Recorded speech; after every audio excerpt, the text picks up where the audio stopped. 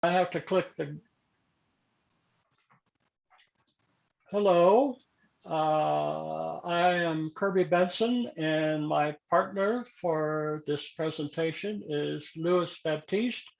Some of you know us, and for some of you, maybe we're fresh faces, but we've both been around a long time.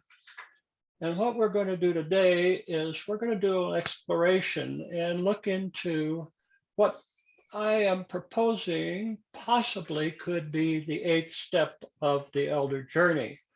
Now, for those of you who may not be familiar with the elder journey, and those of you who are, I'm going to do a real brief run through. But to give you a little history on what the elder journey is, it was in, I think, around 2004, and Ken Kuffner, who had just stepped down from his position as elder chairman, as he related to me, he was looking for something to do. And so he published what he called a white paper. And that paper described what it means to be an elder. And those of us who were on the elder court at that time read that, and we thought, wow, this has got some great potential here for something. We didn't quite know what. So there were a group of us that flew down to Houston and spent Friday, Saturday, and Sunday looking at these ideas. And what Ken had already written and what he was proposing was some kind of an elder program. And it was interesting because there were about, I think there were about 5 or 6 of us there. I know that Jack Graff was there, Evan Lasky from Colorado, Ken Plattner from Colorado, Vern Ludwig from up in New England, and I know Ed Alley was there from Indiana, and myself. And so we spent the first 2 days looking at and talking about and writing down all the ideas that we could come up with on what it means to be an elder. But we still didn't have any framework or any forum that we could present this in to the elder community at large in Mankind Project.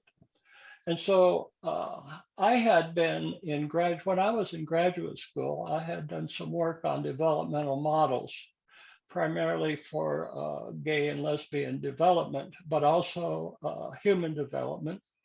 And so Sunday morning, I proposed that we look at this as perhaps a developmental model, and that there would be stages of development that an elder would go or could go through to increase their awareness and to deal with some of the problems that men and women face as they age, and how we may be of greater service to the community at large, rather than retiring to golf courses and sitting in front of television sets, but rather to become active participants in our community and in our society.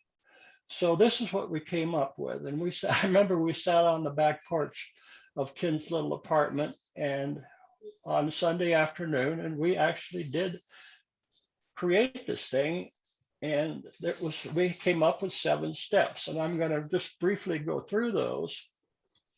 And then I'm going to ask that we propose, perhaps, and explore the idea that there might be an 8th step to the elder journey. So the first step was the awakening, realizing that you're entering into a new phase of life. The second step is the choice. I can move into something that I don't know anything about, that's unknown, or I can resist. The third step is the struggle, realizing that my body and mind are in decline, and I may be able to do something about that. And I may have to decide between despair and, as Erickson said, despair and genitivity. And then resolution and development. I've accepted the fact that I am aging, that I'm growing older, and that there is a process of learning what eldership actually is all about. Acceptance and being, realizing that you have a new role in life, and you stand in that realization in service. Learn and take on the role of the elder in your life and in your community. And the final stage, the seventh stage that we came up with, was passing on your legacy, passing on and passing it on, as we say. So this is what we're proposing, that there is an eighth step of development for the elder, and that the spirit elder, the archetype of the spirit elder, becomes dominant, and you begin the process of non-attachment and functioning out of a universal consciousness. And this step is somewhat an add-on to what Lewis and I talked about earlier this year on Bob Brummett's Elder Porch or Cafe, when we talked about self and beyond self. And so this is the beyond self. This is transpersonal. It's going into the area of less and less ego and more encompassing of all living things. So now I'd like to turn it over, after we've had that little review, I'd like to turn it over to Lewis. Thank you, Kirby. And the eighth step is something that Kirby and I have been talking about for quite a while. And it's really the exploration of the soul. And when you explore, you may not know what you're really looking for. You are moving forward. It may be an unknown, but it's something that you will definitely learn from in the exploration. And, you know, I have a quote here from Ram Dass, and what he says is that we are soul. As souls, we are not under time or space, we are infinite. That infinite presence is within all of us. That is the soul, or what we call the spirit elder. The words are interchangeable. And the spirit elder is not about pride or ego. It's more about getting out of your own way and allowing this spirit or soul to emerge and be able to express itself. Different forms of expression could be just working in your garden and having your hands in the dirt and looking at that tomato or that zucchini that you just grew and realizing that it's a creation and that you took part in that creation. In that moment, you are expressing an aspect of your soul. And the spirit elder is the one who explores being connected on a daily basis through some type of practice, whether it's active or passive. Passive would be meditation, mindfulness, anything which is quiet. Active would be working out, walking meditations, swimming, doing things that are more active orientated, hiking. Out here in the Southwest, a hike, you're always gonna touch something when you're out hiking in the mountains. You're gonna see something that is unexpected and you're gonna go, wow, look at that. In that moment, that's our soul speaking to us, the spirit within us. The spirit elder is really a state of being. It's the presence of the spirit inside the man. And Kirby and I have come up with some areas to explore. And I'd like to just say at this moment, we are not experts in this field. We are learning just as everyone else is learning. And we'll be learning until the day we die. But that's just the journey that is here. And the first area to explore that we came up with is accepting death as a new beginning. Death is the elephant in the room. It's always there. We can never compete with it. We can never fight with it. Eventually, death wins over. So we have to come to either acceptance or resignation. And acceptance is empowering. It makes you feel like, okay, I can move on. When you're resigned to something, it weakens you. It's not like you're empowered. You feel disempowered, but you got to do it anyway. You know, it's like you're just forced to go along with this thing called death. Well, our choice would be acceptance, because actually we're accepting the fact that this journey is a mystery. We don't know where we're going, but it will be a new beginning. And in that beginning, there is an excitement. I remember years ago, I worked as a clerk, a filing clerk in a law firm, and there was a woman there who came in on Monday, and she said that her grandfather had died. And I said, "Oh, I'm really sorry to hear that." She said, "No, no." She said his last words were, "This is going to be my greatest adventure." And as a boy of 19, I just couldn't relate to that. It was very difficult. But I realize now, as an elder, what she was talking about. This man, his life wasn't the decline. His death was the ascension of his life, the high point of his life. And then he moved on. The next one is to live in love rather than the fear of shadow.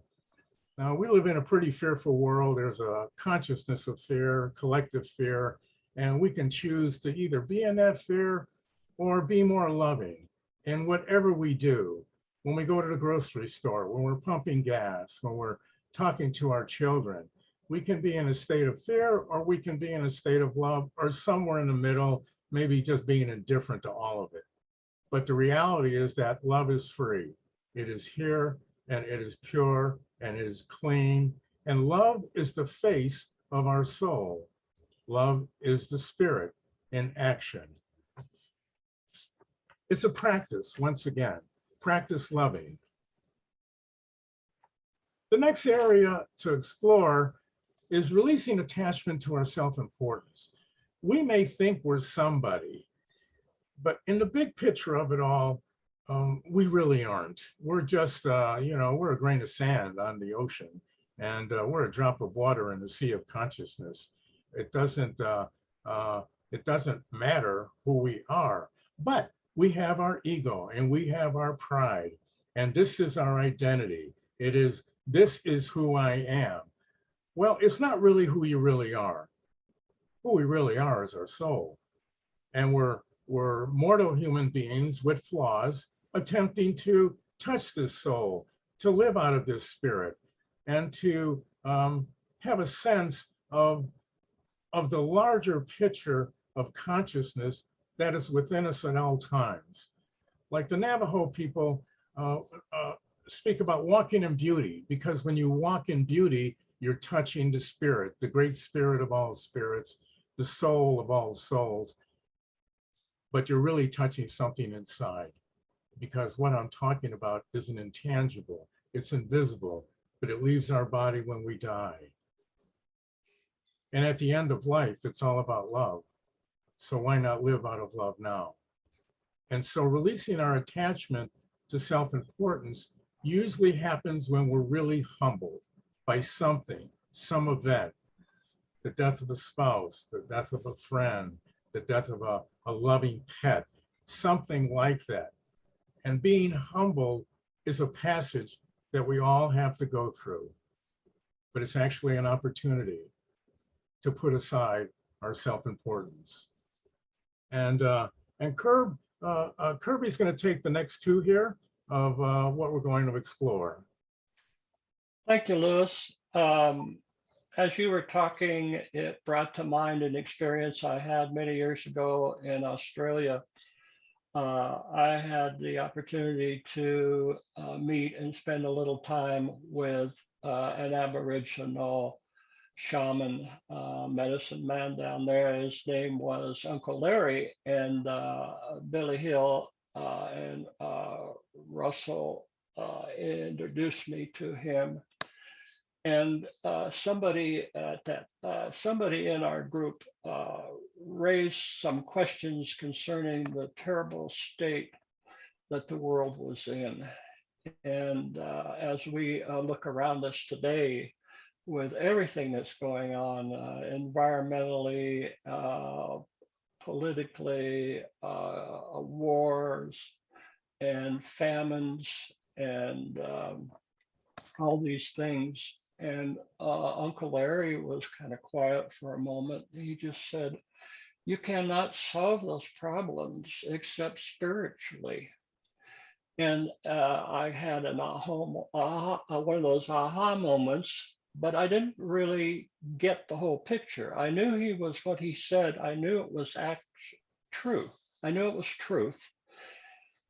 But it's only been over all these many, many years since then that I think I've grown to understand a much greater awareness of what he was talking about. And that is, as we expand our consciousness, as we listen for the intuitive voice of consciousness within us, we begin to see how all things are interconnected and how they're all working, and how I think, as, as Lewis has so well pointed out, the only solution is love, because love is unconditional, it's boundless, and it's forever present. All we have to do is listen for that intuitive voice that brings us love and awareness.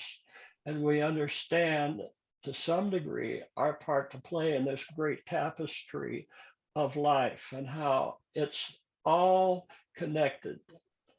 And then the other thing I wanted to mention was uh, I know for myself, and I have talked to others about this, that sometimes we have an awareness of the oneness. We have an awareness of expanded consciousness, but we don't know what that is. We haven't been able to, we don't have any tools to identify it. So sometimes we sit in that place of beauty, but we don't know what we've just done. And it can happen in a microsecond.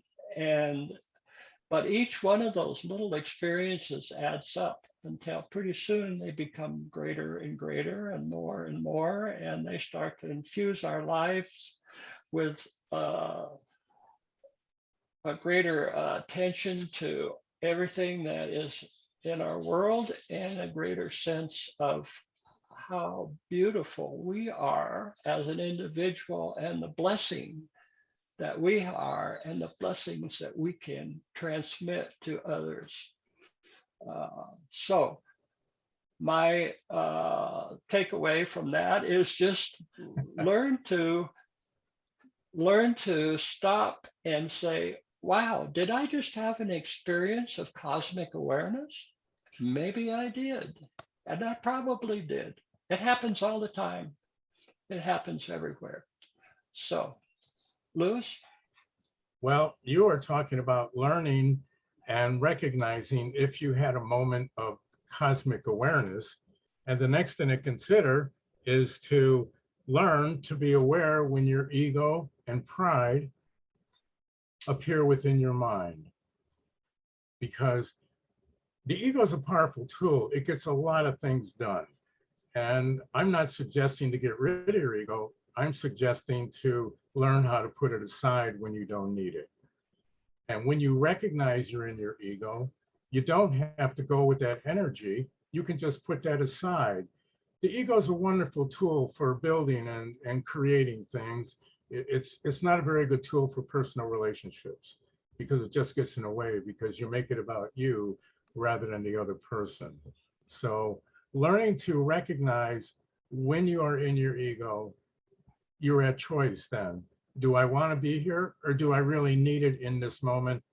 I think I can just put it aside and have a conversation with my partner that's meaningful. The next one is to learn to use kindness, compassion, and forgiveness as tools of connection and healing. Kindness, compassion, forgiveness. These are three spiritual principles that are powerful, powerful tools. Learning how to be kind to ourselves, learning how to have self-compassion for ourselves about our criticism and judgments toward ourselves and others. Forgiveness for all those people that we have hurt. Forgiveness for all the people that have hurt us. It doesn't matter anymore. Just forgive them. You can either die with all of this luggage that you have and baggage, or you can leave it behind. If you want to leave it behind, you may want to explore forgiving those and also forgiving yourself. The next one to consider is minimizing I statements. In NKP, during the training, everything is about I. It's reclaiming your identity. It's healing the wounds of your identity. It is coming to terms with who you are as a man. And you stake your sword in the ground. This is I. This is me. But at elders, we don't really need that anymore. And I know when I spend time with indigenous people, they don't use the word I very much. They use we and us and our because they're part of the collective. In our society, we really aren't part of the collective. It's kind of go for yourself and lead the charge up the hill. It's really, we get a lot of encouragement to use our ego so that we can separate ourselves from the pack and we can look good and we can win the race, and then there's a check in the win column for us. At the end of life, none of that matters. Now, you can take your ego with you. I'm not saying it doesn't. I know men that have, and they fought all the way to the end, and they left their legacy in a building with their name on it. They feel important, and they felt important when they died. That's not important. What's important is having your family love you, truly love you, having your friends truly love you and truly miss you when you leave. Love is all there is. And at the end of life, it's sad to see someone that doesn't understand that. And as I've told them, you can take it with you. The next one and last one to consider is to know that we don't know.